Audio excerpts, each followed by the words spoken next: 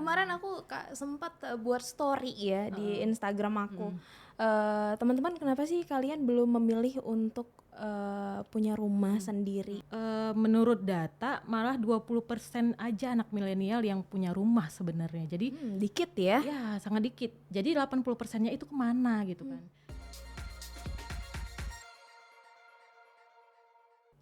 Hai, selamat datang di BS Media. Hari ini ada Tara yang bakal sharing-sharing ke teman-teman semua dan bagi-bagi informasi juga, pastinya mengedukasi juga untuk teman-teman milenial. Tapi hari ini Tara nggak sendirian, udah ditemanin oleh Kak Haliati Pratiwi. Halo Kak Lia. Halo Tara. Apa kabarnya Kak Lia hari ini? Alhamdulillah sehat. Alhamdulillah. Gimana kabarnya? Alhamdulillah luar biasa sehatnya ya. Kak Lia, boleh ceritain dikit kesibukan Kak Lia? Apa aja sih kesibukannya? Kesibukan aku sekarang ini aku kerja Oke. di Bank Sumut, Oke. bagian marketingnya. Dan aku juga seorang ibu dari 2 anak. Working mom. Ya benar. Oh. Jadi ya kesibukannya ada di rumah juga ada di kerjaan di kantor ya. Jadi memang kalau di rumah itu yang pasti fokusnya ke anak. Kalau kerjaan fokusnya ke kerjaan pasti ya. Agak repot memang kalau misalnya di saat kerja ingat anak. Itu agak repot sebenarnya. Itu kayak ini ya, kayak permasalahan working mom kebanyakan gitu ya. Benar-benar. Karena pastinya kalau di kerjaan keingetnya anak, di rumah juga ingetnya kerjaan gitu ya, kebalik-balik. Tapi yang pastinya sibuk ya Kak ya, karena harus ngurus anak, suami, keluarga, ya ada masalah keluarga, harus profesional di tempat kerja gitu-gitu. Tapi kalau di rate 1 sampai 10 seberapa sibuk sih Kak Lia selama ini? Kalau sibuk di kerjaan bisa jadi di rate-nya ke 8 ya. Oke. 8 bisa jadi ke 10. Oke. Terkadang lembur. Oke. Ya Curhat itu, ya. Ya itu memang semua yang kerja juga seperti itu ya. Yes. Tapi kalau udah working mom, bahkan anak-anak muda zaman sekarang kalau sakit hati dikit maunya healing ya kan. Nah, working mom ini healingnya apa sih gitu? Ya working mom juga butuh healing ya kan. Pasti ya. Kan kadang jenuh gitu. Cuman kalau kebanyakan orang bilangnya kalau healing itu dikit-dikit ke mall gitu ya. Tapi aku pribadi sebenarnya ke mall oke lah, aku suka gitu ya dengan shoppingnya yang Pasti ya. banyak gitu. Cewek mana yang nggak suka shopping gitu Iya kan? bener, apalagi sekarang mall-mall juga tersedia mainan anak-anak. Memang ya. Kalau ibu-ibu itu ujung-ujungnya mikirin anak juga. Iya pasti pasti. Kemana mau ke ujung dunia juga yang dipikirin anak. Ada barang yang bisa dibawa pulang nggak nih untuk anak gitu kan? Shoppingnya tetap ingatnya anak juga pasti. Nah tapi kalau untuk di mall itu kebanyakan ya menurutku ya kebersamaannya yang kurang gitu. Jadi aku lebih sukanya kadang di rumah. Wow. Fokusnya kadang nengokin anak, main-main ya kan. Lebih nyaman aja gitu di rumah daripada kalau misalnya di keluar-keluar agak repot. Sebenarnya intinya sebenarnya repotnya itu. Terus pasti kita butuh istirahat, itu paling penting ya kan. Butuh tempat yang nyaman, yang tenang ya kan. Yang pasti ujung-ujungnya ngerasa kalau rumah itu udah menjadi rumah idaman lah buat kita, ya kan. Rumah nyaman, tenang, aman itu udah kayak udah cukup untuk healing untuk ibu-ibu ini kan gitu. Nah jadi kalau menurut Kak Lia sendiri, rumah idaman versi Kak Lia tuh kayak apa sih? Idaman itu yang pasti nyaman ya, nyaman, aman, terus juga kemana-mana deket, mau pesan apapun dari rumah deket. Ada ojek online gitu ya yang kejangkau. Kan online ya, jadi terjangkau kemanapun bisa, ke mall juga bisa gitu kan. Tapi itu sebenarnya nggak juga ke tempatku juga nggak dekat-dekat mall juga sebenarnya. Yang pasti itu dia aman, nyaman, juga strategis sih. Itu rumah idaman versi Kak Lia ya. Berarti bukan yang muluk-muluk yang harus megah, mewah, yang kolam renangnya 2 hektar gitu enggak ya? Kebesaran kolam renang daripada rumahnya ya. Mau ke dapur tuh kayak harus naik angkot dulu gitu. Ya sebenarnya sih tergantung kebutuhan ya masing-masing. Cuman kalau aku sih pribadi karena aku juga masih punya 2 anak ya, jadi ya yang sesuai kebutuhan aja. Kalau aku paling yang tipe-tipe standar lah, tipe-tipe 45 atau berapa gitu ya, minimal gitu. Jadi yang penting kecil mungil tapi bisa kita rawat dengan baik aja sih. Karena kalau kegedean juga ngerawatnya juga repot ya kan, harus ada pembantu juga mungkin yang bantuin gitu kan, karena mana kali ya kerja ngurus 2 anak, aduh capek banget, udah dunia bolak-balik udah kebalik-balik nggak sih dunia rasanya. Bener-bener. Jadi ya penting sebenarnya yang nyamannya itu rumah yang mungil, menurutku rumah mungil tapi sesuai kebutuhan aku juga. Paling kamar-kamar 2 atau 3. Misalnya ruang tamu berapa kali berapa, misalnya 4x4 misalnya gitu kan. Tapi tetap mementingkan kebutuhan si anak juga sih. Si anak misalnya mau kamarnya seperti apa, mau yang ada tempat bermainnya ya terserah lah gitu. Yang penting ngerasa cukup ya di rumah cukup, itu ya, nyaman dalam arti bahwasannya space-nya cukup gitu kan, kita mau ngapa-ngapain aja enak, nyaman gitu ya. Itu sesederhana itu rumah idaman untuk seorang working mom. Karena rata-rata kalau aku nanya sama kebetulan Kak, aku kuliah di arsitek, jurusan arsitek. Jadi kalau udah ketemu sama teman-teman kuliah pasti ngerasanya kalau misalnya mau punya rumah dan ngebangun rumah pengennya yang kayak apa gitu kan. Pasti yang kayak aku mau buat garasinya di bawah tanah gitu-gitu kan pasti. Aku mau kayak ada lift di luar gitu-gitu kan, yang kalau teman-temanku datang itu udah tinggal naik lift aja, nggak usah harus masuk dari ruang tamu segala macam gitu. Tapi ternyata rumah itu nggak akan senyaman itu kalau kita banyak kemauan juga, kan. Apalagi kalau rasa kekeluargaan itu nggak ada di rumah, ujung-ujungnya pasti akan ke yang orang di rumah itu seperti apa gitu kan, kedekatan kita sama anak-anak kita, sama keluarga kita, suami gitu kan. Waduh, tapi Kak, kalau tadi ceritanya aku tuh teman-temanku tuh mau rumah yang kayak apa gitu kan, tapi ujung-ujungnya selalu kita ngerasa sulit untuk punya rumah idaman. Ya kan? Kalau rumah idamannya Kalia itu yang sederhana, yang pokoknya cukup untuk hari-hari, mau ngapain aja enak, dan ada teman-temanku yang juga maunya yang ini, yang itu, yang itu, tapi ujung-ujungnya ternyata untuk anak-anak muda zaman sekarang itu susah gitu untuk memiliki rumah idaman. Nah, itu menurut kalian gimana? Sebenarnya memang kalau untuk punya rumah idaman itu kemauan dulu sih sebenarnya. Kalau si anak-anak sekarang ya, anak milenial ya sekarang ini ya, itu menurut data malah 20% aja anak milenial yang punya rumah sebenarnya. Jadi dikit ya? Ya, sangat dikit. Jadi 80%-nya itu kemana gitu kan. Mungkin ada juga yang nyewa, pasti. Juga tinggal sama orang tua, juga ada yang dia dapat rumah dinas. Sebenarnya kalau untuk seperti itu mungkin mereka nggak memikirkan untuk punya rumah. Kalau misalnya rumah idaman juga, kalau kita nggak punya rumah itu atas nama kita atau pasangan, jadinya kan kita terasa gimana gitu ya.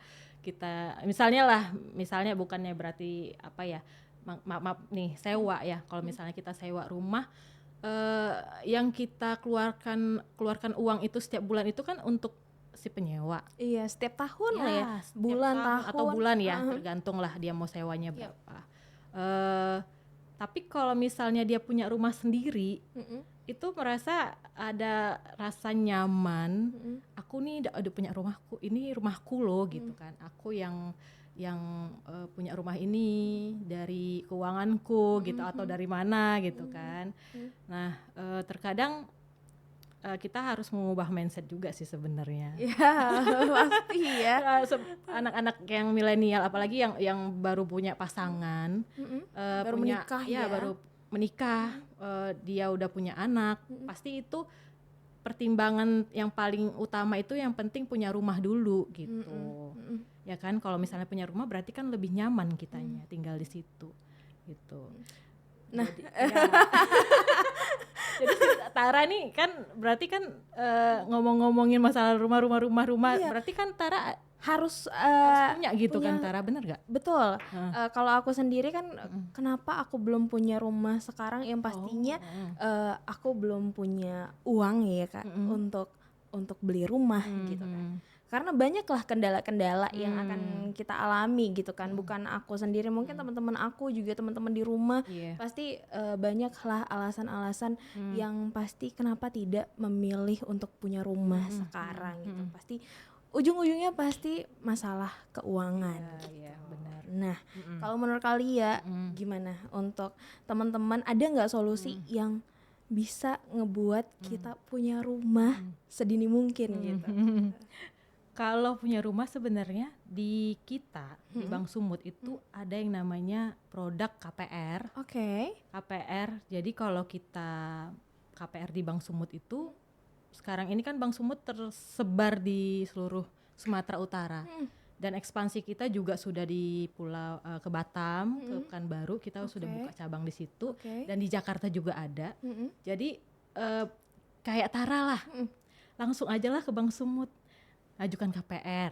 KPR Bank Sumut. Jadi kita itu KPR kita itu stabil loh kan. Iya, kemarin aku sempat buat story ya di Instagram aku. Teman-teman, kenapa sih kalian belum memilih untuk punya rumah sendiri dan kenapa tidak memilih untuk KPR?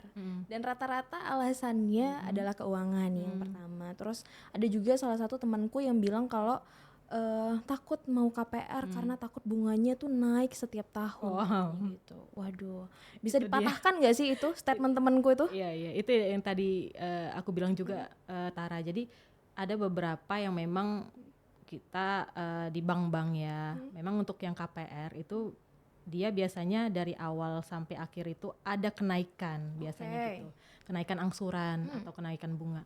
Nah kalau di Bank Sumut kita itu kelebihannya dari awal sampai lunas biasanya ya, dari produk ini KPR ini ada dari awal sampai lunas itu kita masih stabil, angsurannya tetap segitu. Jadi udah deh langsung aja di Bank Sumut. Berarti nggak perlu takut ya untuk teman-teman yang ngerasa kalau aduh aku takut nih kalau tiap tahun bunganya naik gitu ya. Berarti bisa dipatahkan statement itu teman-teman. Jadi KPR Bank Sumut sangat membantu sebenarnya ya Kak ya, apalagi untuk teman-temanku yang mungkin belum punya penghasilan yang stabil gitu ya.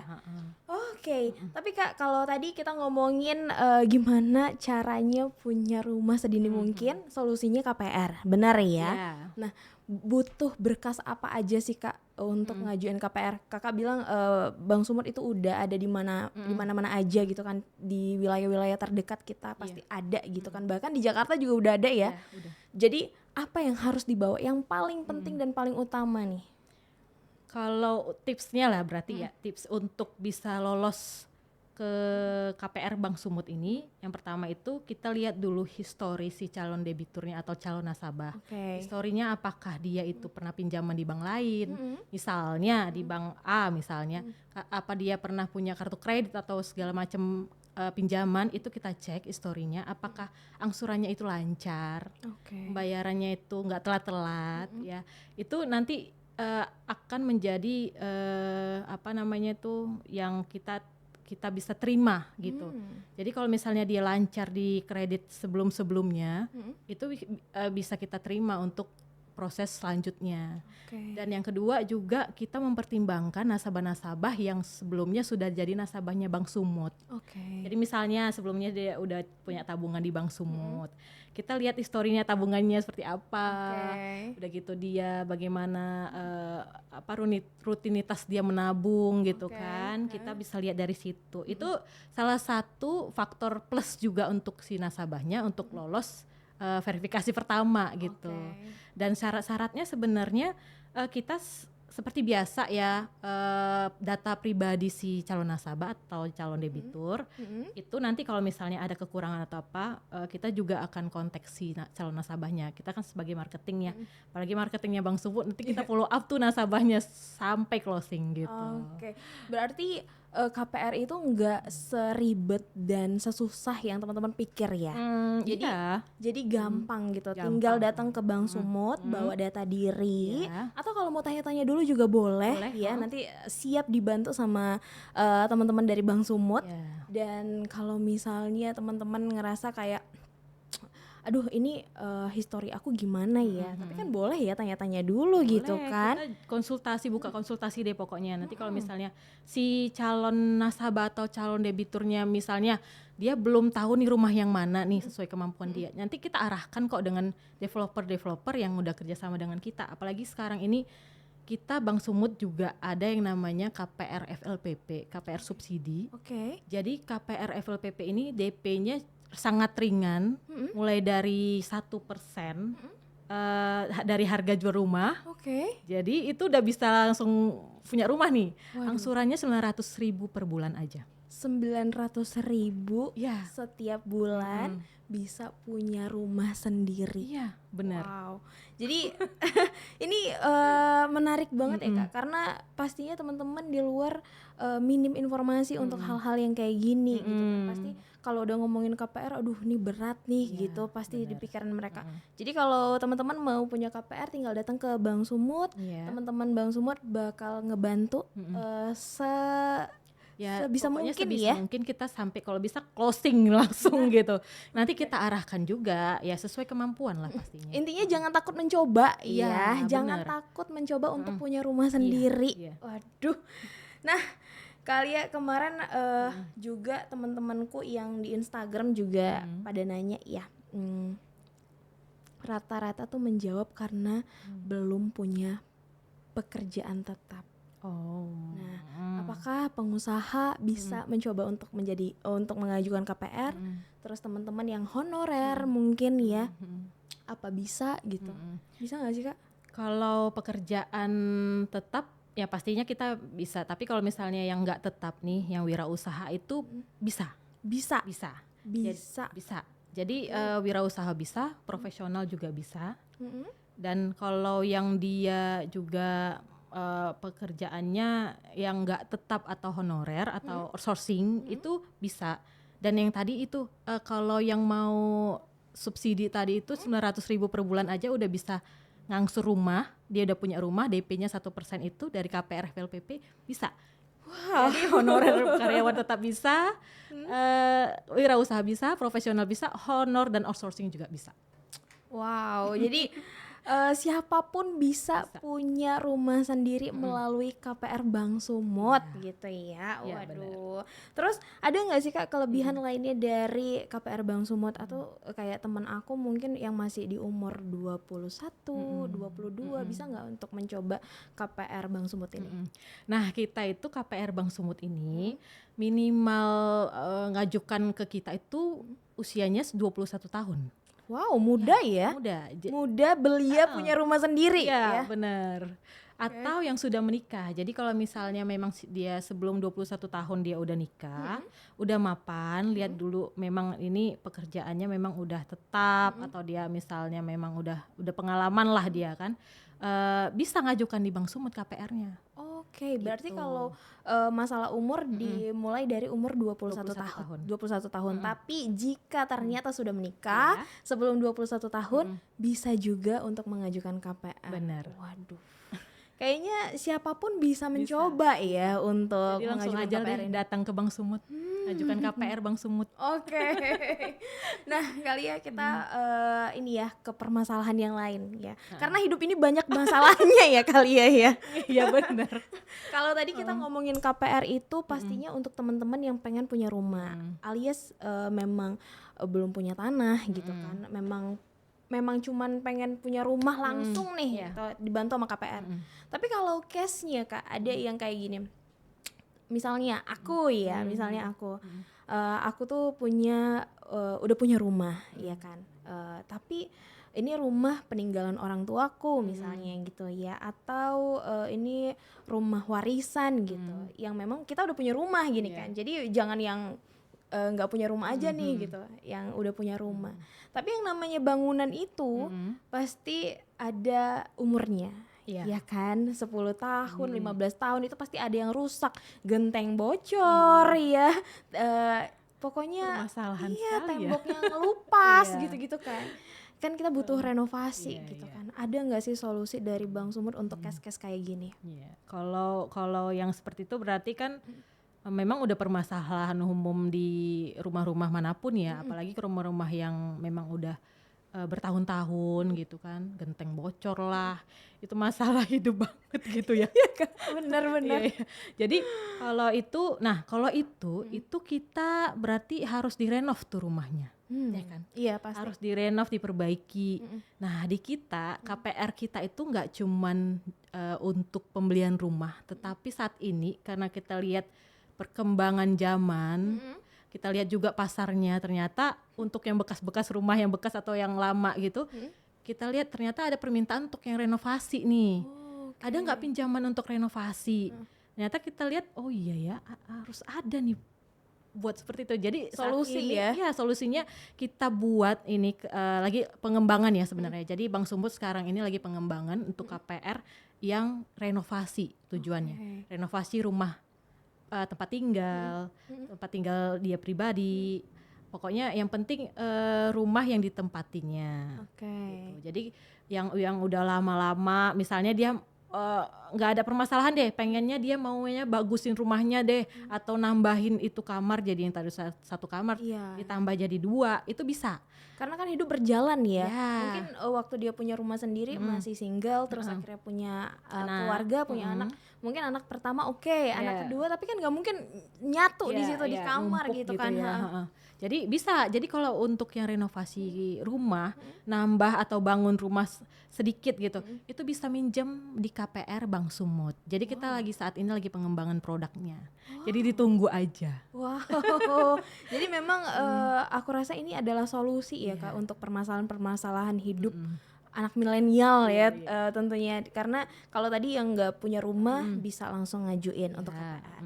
Terus yang udah punya rumah tapi mau renovasi rumah, mau ngegedein atau mau memperbaiki ya, yang namanya renovasi itu bisa juga.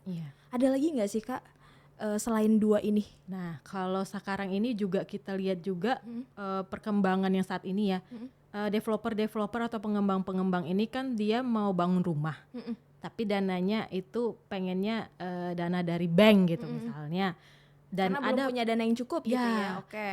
Nah ada pembeli nih, dia lagi lihat rumah di pengembang itu, ternyata belum ada nih pembangunannya, masih rumah contoh gitu kan, masih tanah gitu kan. Nah di kita bisa, jadi yang dari rumah yang masih 0% pembangunannya, cuman tanah doang gitu, itu mau KPR di kita, itu bisa. Wow. Jadi namanya KPR Inden.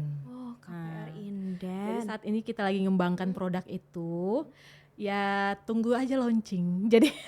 Jadi misalnya kalau mau nih rumahnya angsurannya, harga rumah yang pastinya harga rumah yang belum terbangun dengan yang sudah terbangun itu pasti berbeda. Pasti lebih murah yang Inden ini yang belum terbangun. Makanya kita buat pengembangan produknya seperti itu. Jadi yang belum terbangun rumahnya, si debitur atau calon nasabahnya ini udah bisa KPR di kita. Tapi dengan syarat ya pengembangnya harus kerja sama di kita. Oke. Tapi aku sebelum ngobrol sama kalian taunya KPR itu ya kalau aku mau punya rumah aku tinggal KPR gitu ya. Ternyata KPR itu enggak sekecil itu ya. Ada yang bisa renovasi, ada yang kalau kita udah punya tanah tapi kita mau ngebangun gak ada biayanya, tinggal di KPR-in aja. Wah, ternyata seluas itu KPR itu ya kalian ya. Dan pastinya itu menjadi solusi untuk setiap nasabah Bang Sumut. Iya benar. Jadi sekarang kayaknya mindsetnya udah mulai berubah ya. Jadi kayak berkembang ada kepikiran nih untuk ngajuin KPR ya kan.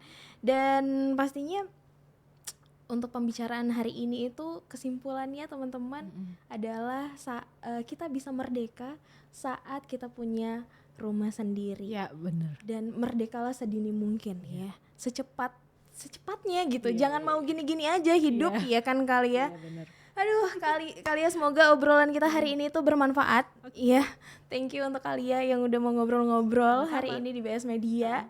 Dan pastinya teman-teman di BS Media bakal ngebahas yang lain-lain, bukan hanya ini. Jadi pastiin kalian subscribe ya, dan nyalain notifikasi, like juga, dan sampai ketemu di BS Media selanjutnya. Bye.